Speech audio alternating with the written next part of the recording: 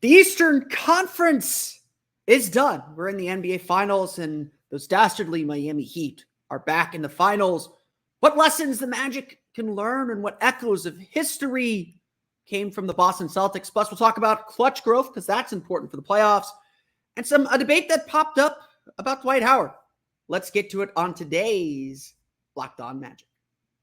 You are Locked On Magic, your daily Orlando Magic podcast. Part of the Locked On Podcast Network, your team every day.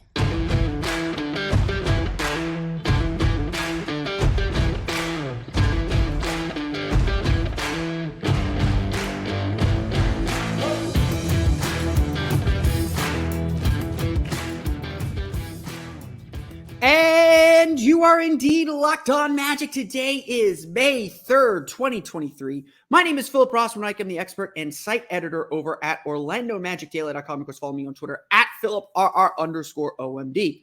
On today's episode of Locked On Magic, we're going to chat a little bit about the Boston Celtics, what went wrong and what the Magic can learn from them, as well as how their playoff run, at least in parts, or at least the conference finals at least, echoed the failure of the 2010 Magic, perhaps the best team in Magic history. Yeah, I said it. We could debate that maybe another day. Plus, we'll talk a little bit about the Magic's growth in clutch play, what they tried to do, where they struggled, and why it was important to struggle this year with that. And then a little bit of an internet debate popped up that I want to comment on as well about Dwight Howard and Nikola Jokic. It's time to start correcting some history on Dwight Howard. We'll get to all that coming up here in just a moment. First, we want to thank you again for making Locked On Magic part of your day every day, no matter when you listen to us, whether it's first in the morning, whether it's right when we upload.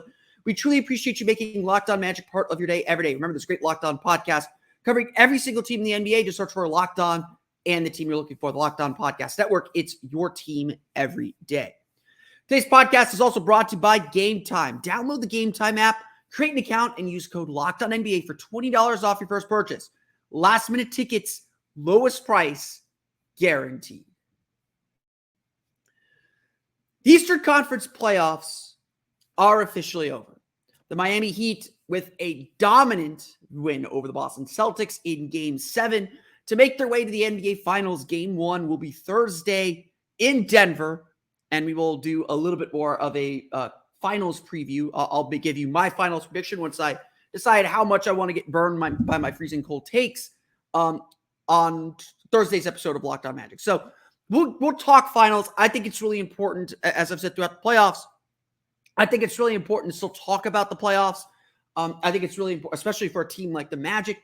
I think it's really important to look at the postseason and figure out what's working and what's not working, and how the Magic can play into that, and how the Magic can be a factor in that, or what lessons essentially they can learn from the playoffs and from the postseason in general. So I think all that is really, really important. And so we're going to get to some of that coming up here today, and certainly continue to talk about the finals. The Eastern Conference Finals this year was a lesson in really how much effort and culture matter. How much effort and culture can overcome talent, but also how talent isn't everything.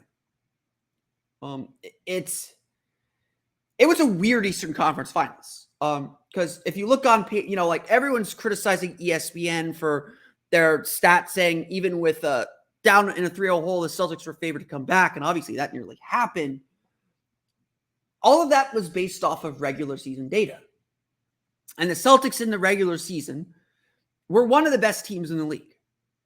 They were a team that just had so much talent. They could come at you in so many ways. Their switching scheme was difficult to prepare for. And they seemed to have it all, and all the pieces in place. They had depth. They had everything they thought they would need. Now, obviously, in a 7-game series, you're not having these shooting lulls. In a 7-game series, things even out. There's enough time, you can have a hot game and you'll have a cold game. And so The idea of playing a 7-game series is you take away the variability.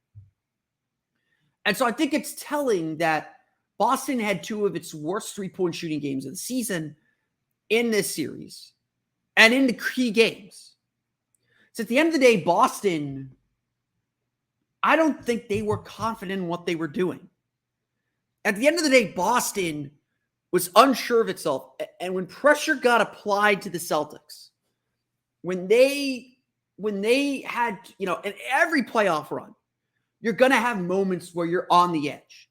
In 2009, the Magic lost game 1 of their first round series against Sixers at home. They lost game 3 at the buzzer. They were down 2-1 in that series. They had to find a buzzer beater in game 4, or they would have been down 3-1, and that run would have been snuffed out before it even started. Further in that playoff run, let's just keep going with that playoff run. The conference semifinals against Boston, they lose game 4 at home on that buzzer beater to Glenn Davis. They're 2-2. Boston wins game 5. They're back home facing elimination. And what happens? Dwight Howard steps up and has one of the best games of his career to ensure the Magic advance. Or to ensure the Magic get to a game 7, and they took care of their business in game 7. Conference finals. LeBron hits that shot, tie series. LeBron has probably still, I think, one of the best individual playoff series that I have ever seen. And the Magic withstand it. They get to game 6. They take care of their business. They win game 4 in overtime. Every playoff series or every playoff run, pressure is going to get applied to you. You're going to face elimination. You're going to face your doom. And repeatedly in this playoffs, and this is, again, why I want to talk about clutch play a little bit later on in the show, repeatedly through these playoffs, Boston did not seem capable of standing up to this pressure, of dealing with the uncertainty that comes in the playoffs. That's one of the things that crushed them. They lost to Atlanta in close game. They had not won out until game 6. I don't think they won a single close game all series. They lost to Philadelphia in that overtime game. They blew a lead against Atlanta in the first round. They blew 2 leads in games 1 and 2 against Miami. They win game 1 or game 2 Miami. Obviously, 7-game series, that flips the whole thing. This doesn't go 7. This goes exactly how we think. Boston gave other teams confidence, and you could see them get tight late in games. You could see them be unsure. And when the pressure was on in game 7, Miami thrives in that pressure. They've been playing that pressure all year long. Just look back at the 2 games against Orlando in Orlando. The first 3 games against Orlando when they came back in the 4th, Miami lives for that pressure. And that's why they're such a dangerous team. They aren't scared of pressure. They seek it out. It's their strategy. And it's going to be the strategy against Denver. Keep that game close. Just give us a chance. Buck it up. Make it dirty. Frustrate Denver. Keep it close. And we'll see what happens. Now, I think Denver's a significantly better team than Boston, especially right now. So we'll see how that goes for them eventually, late, especially clutch games run out. Clutch luck runs out. But ultimately, Boston's problem goes back to what Eddie House said about the Celtics back in December. Magic fans railed against Eddie House, and rightfully so. Because when the Magic beat the Celtics back in December, Eddie House said it plainly and simply, if you're a championship team like Boston, you cannot lose to the Orlando Magic. You got to take care of the Magic on your home court. This is a rebuilding team. This is a team that's got 7 wins at that point. They had more than that. They were on their 16 win streak at that point. This is a team you've got to take care of. And what did Boston do in that game Friday? They slept walk through the game. We can admit that. The Magic caught them, burned them. And what lesson did Boston learn the next game? They let it happen again. Eddie House correctly diagnosed Boston's problem back in December. The Magic sent out the warning shot back in December that this Celtics team is just kind of unserious when it comes to being a title team. They have the talent, they have the ability, but did they have the intangibles, I guess, to make it happen? And you know, as I was watching this series with Miami, obviously I thought a lot about the 2010 Magic. One of my favorite Magic teams of all time. One of the most fun teams, a team that played with a lot of joy, played together, really liked each other, stampeded through the playoffs, sweeping Charlotte, sweeping Atlanta to get to what they thought was going to be a rematch with the Cavs, a team they matched up really well with, and now a rematch, but instead got a rematch with the Celtics at full force this time with Kevin Garnett in the lineup. And look, the Magic lost that series in 6. They fell down 3-0, and that series was as close as this one was. The Magic lost a close game in Game 1, a hard-fought battle between two really good teams, came down to a couple missed free throws. They lost Game 2 at home, again, came down to a few plays. 2-0 wasn't panic time. But then they came back to Boston, lost Game 3 in a blowout, and certainly after Game 1, you could see some of that joy that defined that Magic team get sucked out of them. All of a sudden, they had to be serious. And frankly, that wasn't that team's identity. A lot of the same things happened, I think, to Boston in this series against Miami. They got a lot of their joy sucked out of them. They got uncomfortable. And honestly, that 2010 Magic team probably wasn't good at being uncomfortable. They've been very comfortable for a few weeks with the 2 sweeps. In the playoffs, you've got to be uncomfortable. You've got to love being uncomfortable. That 2009 team, they were fine being uncomfortable. They felt like they were playing with house money. They were just going. But when you have championship expectations, you got to be willing to be uncomfortable. That's where the Miami Heat live. The Miami Heat live in your discomfort. They live to be uncomfortable. They live to figure this stuff out. The Celtics didn't. And that is a major flaw that honestly is partially on coaching. They weren't prepared for a lot of these games, to be honest. They kept making the same mistakes over and over again, mistakes that we saw from them back in December. And so Boston's out, and they got a lot of questions to answer about themselves, and they've certainly taught the Magic a few things as well. When we come back, we're going to chat a little bit about the Magic and Paolo Banchero's growth in clutch play, why that is so important, and why the failures this year are going to be important for next year as well. We'll get to that coming up here in just a moment. But first, a quick word from our friends over at Gametime. Last Friday, I went to the Trop, my first trip to Tropicana Field in St. Pete in more than 20 years. They had their throwback jerseys on. I swear they were using the same throwback intro from the late 90s that I watched or early 2000s, maybe. I don't even remember what it was, that I watched the last time I went to a Rays game. I got to put my hand in the Ray tank. It was an awesome time. And the Rays won, which was excellent.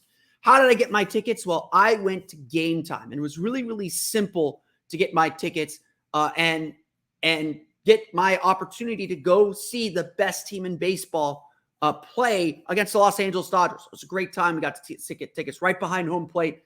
Had a fantastic, fantastic evening. Game time was so simple. They showed me where the tickets were available. If I clicked on it, I could see kind of a picture of where my seats would be, what my seats would look like. If I had any problems, they were easy to contact. They explained everything so simply. Gametime is going to be where I go to get my tickets to any sporting event, really any event that I can think of. It's the fastest growing ticket app in the country for a reason. You can buy tickets in a matter of seconds. It's really just 2 taps and you're set. And tickets are sent directly to your phone, either through their app. They will text you it. If something's wrong, they will fix it. Trust me. I had a little bit of an issue with MLB's app. Tickets weren't transferring in there. They said, nope, here's the links to your tickets. Save these links. You're all set. Snag the tickets without the stress with Gametime. Download the Gametime app and create an account and use code LOCKEDONNBA for $20 off your first purchase. Terms apply. Again, create an account and redeem code LOCKEDONNBA for $20 off. Download Gametime today. Last minute tickets, lowest price guaranteed. So, I think about the playoffs with the Magic out of the playoffs. I think about them a lot as, what can we learn from the teams that made it? What can we learn from these games? Because, Jamal Mosley has been very, very clear about this too, that he is preparing his team for the playoffs already. He is preparing his team today for the playoffs tomorrow. He shows them playoff clips. He gives them he gives his team things to think about as far as preparing for postseason. He has been through these battles and is trying to use his playoff experience to make up for the team's lack of playoff experience. They've never been there. They don't know what's going on. They don't know what's happening. This is how they learn. This is how they get better at that stuff. And so it's important to look at the playoffs and understand, okay, what's it going to take to A, just to get there, and B, to win? Because we're not sitting here going for playoff scraps. The Magic, at least the way that they talk about these things, are not interested in just making a playoff cameo. They want to be in the playoffs and they want to do the thing for real. That is still the goal. And so, one thing that we've talked about is clutch play. Now, I will sit here and tell you clutch play isn't that important. Nothing changes about clutch play. If you're a good team, you avoid clutch games because clutch games are 50-50. But that's not entirely true, guys. I'll admit to that. That's me trying to say, don't emphasize the last 2 minutes. Emphasize the first. Emphasize those middle 2 minutes. Emphasize minute time elsewhere in the game. It's all important. But I won't deny it. A good clutch record is the difference between finishing where the Magic finished in 11th or wherever they finished, 11th, and getting, or not 11th, 12th, 13th. I don't remember where they finished. It's the difference between where the Magic finished and getting in the play-in tournament.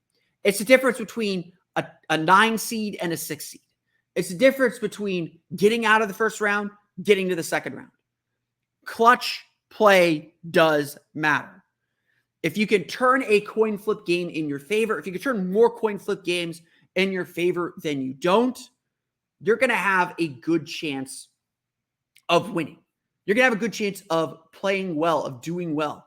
And that's ultimately where the Magic kind of struggled. But that struggle, I think at least, had a point. According to NBA.com's definition of clutch, which is a game within 5 points in the final 5 minutes, the Magic finished 19-25 in clutch situations. They played the 9th most clutch games this year. Now, considering the previous year when the Magic won 22 games, they played, I think, one of the fewest clutch games in the year, and they had a bad record. So, to me, that number says two things. One, the Magic were in a lot of games. They were very, very competitive. And two, they finished 500. They finished 22-22. That's 3 games. Considering they just tanked their last 3 games because they were out of it, that's enough to get them in the play. So being able to survive late in games matters. But of course, as we've discussed all year, the Magic weren't simply playing for this season. I know I said this ad nauseum. I know some of y'all might hate me for saying it this way. This season was never about this season. This season is not about this season. And so the Magic made decisions that probably cost them a few games. The Magic made choices that probably hurt them trying to win some of these games. But they were about the long term. And a lot of this is about putting the ball in Paolo Banchero's hands. Paolo Banchero scored a team-high 91 points in clutch situations. However, shot only 41.4%, 24 for 58, dished out only 9 assists. Thanks to 46 free throws, though, he had a 58.2% true shooting percentage.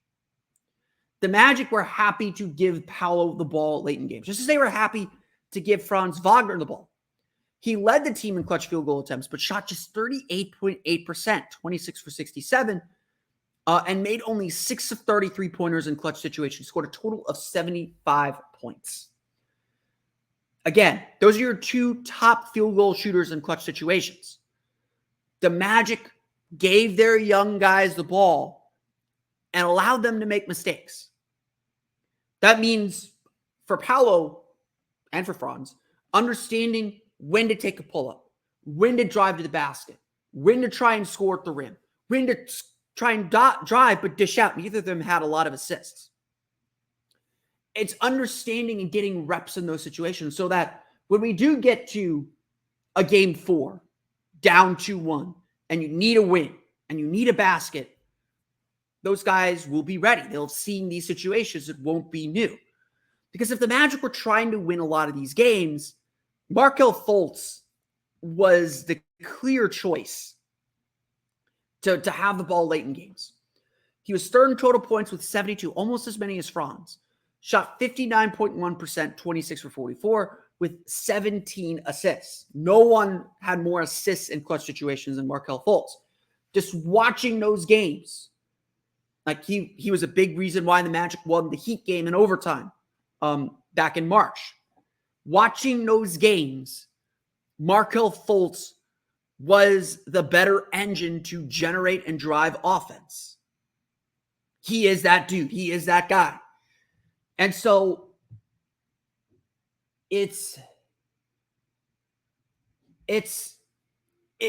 there were very clearly choices made by the Magic. And again, I agree with these choices. I think this is the right thing to do.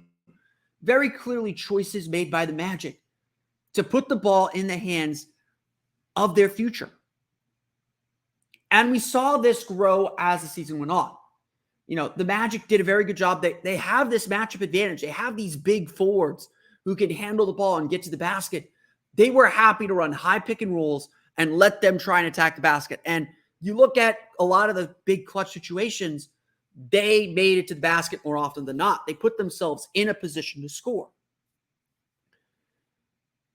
Again, it's about getting those reps. They may not have scored all the time, but it was about getting those reps. And they got plenty of those reps. They got downhill. They got big baskets. You go back and look at the growth throughout the season. You know, Franz missed that shot against Indiana that would have won the game. A very good play from the Magic on that one that just didn't go down. You can live with a make or a miss shot. You've got, you know, Paolo in February against the Heat made a ton of mistakes down the stretch. He got stymied by Bam Adebayo and Jimmy Butler and really struggled. But over the next month, he had some of his best clutch performances. Even the Detroit game when Wendell Carter got the putback dunk, that was set up by Paolo getting to the basket and putting the ball on the rim. They put the ball in his hands and said, go. And he went and something happened. The New Orleans game, probably the biggest moment of Paolo's season. I am still in love with his game at New Orleans when he scored 6 points in the final 2 minutes, hit 2 tremendously tough jumpers that were just full of confidence and surety. He was that dude. And then when I came back to playing Miami in March, he was settling for his pull-up a little bit more, but he was playing with much more confidence. And he delivered a big game in the clutch. Really, you know, the Magic have guys that can score late in games, that can create their shot, that can beat set defenses. And that's the exciting part, because the Magic haven't had that in a long time. The Magic were not bad actually scoring in clutch situations. They were 10th in the league in offensive rating in clutch situations at 111.1 points per 100 possessions. So finding this right mix appeared to work. The problem was defensive poise. As much as we want to talk about on-ball stuff, the Magic blew a lot of leads late in games. They struggled defensively a lot in clutch situations. They had one of the worst defensive clutch ratings at 120.4 points per 100 possessions. That if there's a clue that maybe their defense isn't as real as we think, they were 6th in the league after December 7th. That's probably it. They still have to learn how to get stops. As much as we like talking about scoring, it's still about getting stops in the end. But this was a process over results season. As fun as it is to talk about the results, because they were very, very good, this was a process over results season. Jamal Mosley always had the big picture in mind. And that's why the Magic made some of the choices that they made. When we come back, a little bit of an internet discussion, partially brought on by Dwight. We'll talk a little bit about Dwight Howard versus Nikola Jokic. It's not really a debate between the two, but a debate about Dwight himself. We'll get to that coming up here in just a moment. So Dwight Howard right now is, I don't want to pretend to know what Dwight Howard's up to. He's over in Taiwan. He's still playing basketball. He's a superstar over there. He seems to find a new way to put his foot in his mouth every week, whether it's causing international, crises, or, trying to invite players who come play in Taiwan who are struggling in the NBA or whatever it is. But the latest one was him essentially saying, I believe, that he could dominate Nikola Jokic. That, he could beat Nikola Jokic. And, that got some of NBA Twitter talking. And I caught a few of these things. And honestly, like, a lot of it was like, okay, Dwight, calm down. Yes, Dwight should have won MVP in 2011. I will die on that hill. Dwight should have won MVP in 2011 over Derrick Rose. Derrick Rose did not have a good year that year. He had a good year, but not an MVP year. But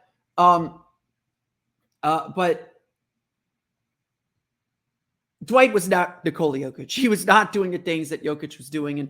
But I was honestly impressed by the internet on this. The internet, instead of taking it as like, come on, Dwight, you were a scrub. What are you talking about? It was mostly like, I think I saw a lot of like people that I respect who screen grabbed that. And that's how I saw this.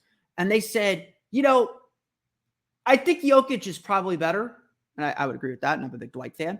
I think Jokic is probably better, but good on Dwight for protecting his legacy. Good on Dwight for defending how good he was, because we forget how good Dwight Howard was. We forget the force that Dwight Howard was. And honestly, I thought about this a little bit. As much of a force as Nikola Jokic is, as much as he has flipped offense on its head, Dwight Howard did the same for defense. He was the most dominant defensive force in the league for 6 or 7 years. 3 Defensive Player of the Year awards. He turned Jameer Nelson into the point guard of a top 10 defense. Turned Vince Carter into he made Jameer Nelson, Vince Carter, Hito Turkoglu look good on defense. I think that tells you, I've always said that tells you all you need to know. And so really, this isn't a debate about Dwight versus Jokic. Even I would agree Nikola Jokic is probably a better player. Jokic is maybe about to win a championship. Although, having said that, 2020 Dwight did give Jokic some issues. So we do have maybe some direct comparisons to say, like, oh, maybe Dwight was a better player, at least defensively. At least maybe he can hold up defensively. This is really a statement, though, about Dwight and his legacy. And, it's been a decade since Dwight Howard left the Orlando Magic. Obviously, his career has taken on a sojourn. He has been kind of lost in basketball wilderness. Some of it his own doing because of his antics and his belief of who he is, which, again, I don't blame players for having egos. You have to have an ego to be successful in this league. Some of it is the league really, really changed quickly on him. The revolution, I remember I watched a documentary on Arches National Park, and a line that always stuck with me about some of the rock formations and arches is that the very same forces that create these structures and create these beautiful structures is the same force that's going to ultimately destroy them. And that, to me, is sort of like Dwight Howard's career. Dwight Howard was a defensive force. The Magic created an offensive strategy and a defensive strategy that changed the entire league. You can't convince me otherwise. And that ultimately made Dwight obsolete because he couldn't play on the perimeter. He couldn't, he had to be near the basket, and you couldn't scheme around him. And then ultimately his back injury, really sapped him of a lot of his strength and explosiveness. And again, then he started getting passed around a little bit because, he's a Hall of Famer and he wasn't ready to let go of that. But Dwight was still a truly dominant player. You could tell he was irked by not being on the NBA 75 team. And I know we talked about that way back when, last year, when that list came out. I am still a big-time Dwight defender. I think it's time to bring Dwight home. I think it's time for Dwight Howard to come home, personally. I think we're well overdue for it. Maybe you want to wait for him to retire and officially end his basketball career before you do that, because, you don't want to celebrate players while they're still technically in the league, while they're playing on other teams. But it's time to welcome Dwight home. Whatever bad feelings you have, we got Paolo now. It's time to welcome him home. Because ultimately, the keepers of his legacy are us. If we want the rest of the NBA to understand how good Dwight Howard was and how good those Magic teams were in 2009, 2010, especially, it's up to us as the Magic community to keep that legacy. And yes, we understand there are flaws, and it was a really, really ugly exit. But so was Shaq's exit, and we've largely welcomed him back. So was Penny's exit, and we have completely welcomed him back. So was T-Mac's exit, and we have completely welcomed him back. And I hope Dwight understands this too. If he wants to protect his legacy in the league, it starts with making amends with Orlando. It starts with coming home to Orlando and allowing us to be his great defenders, because we were his defenders when he was playing. And, there's certainly a few of us here, I would include myself, who will defend his legacy particularly well as well. But Dwight does have a legacy to protect. And he does have a statement to make that, yeah, I was an MVP caliber player. I was the best defensive player in the league. And maybe I couldn't shut down Jokic, but the gap between me and Nikola Jokic isn't that great. Y'all just have to listen. I want to thank you all again for listening to today's episode of the Locked On Magic. Of course, find me on Twitter at PhilipRR_OMD. Subscribe to the podcast and Apple Podcasts, Stitcher, TuneIn, Himalaya, Google Play, Spotify, Odyssey, and all the fun places and all the podcasts to your podcast-enabled listening device. For the latest on the Orlando Magic, be sure to check out OrlandoMagicDaily.com. Because follow us there on Twitter at OMagicDaily. We want to thank you again for listening to today's episode of Locked On Magic. On tomorrow's episode of Locked On Magic, we're going to dive a little bit deeper into two of the shooters in this year's NBA draft. We're going to talk about Grady Dick and Jordan Hawkins in a little bit more detail and how they fit the Magic's needs, and why the choice between the two of them is not so cut and dry as you think. We'll get to that on tomorrow's episode of Locked On Magic. For my everydayers, be sure to tune in. But until then, for Orlando Magic Daily and Locked On Magic, this has been Philip Rossman-Reich. We'll see you all again next time for another episode of Locked On Magic.